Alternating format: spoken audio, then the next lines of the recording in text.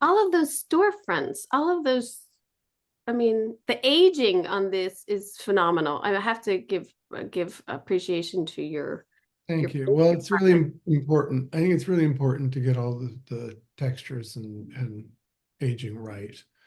And then to that point, even here, one of the difficult parts for the carpenters, although they did a fantastic job and they really didn't bat an eye. They all my idiosyncratic requests, they just sort of ran with. They got excited and did them. But none of the buildings are actually plumb or square.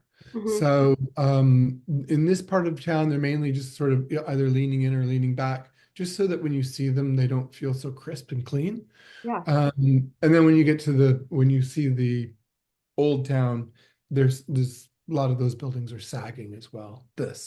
yeah, Yeah, there's a extreme example of sagging right there. But yeah. none of those, all these buildings are just, I didn't want them, we certainly didn't want them so crooked and leaning that they felt like a cartoon.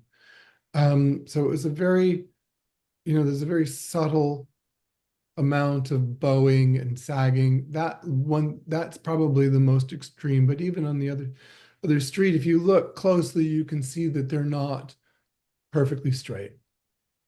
Even these are not perfectly straight. And there is a bit of bowing to them here and there. Um, do you see it when you watch the film? I don't think that hopefully you don't see it, but what you would see if they were crisp would be something completely different. That would not feel, in my opinion, it wouldn't feel like a real city. So you want to tweak it just enough so it feels real.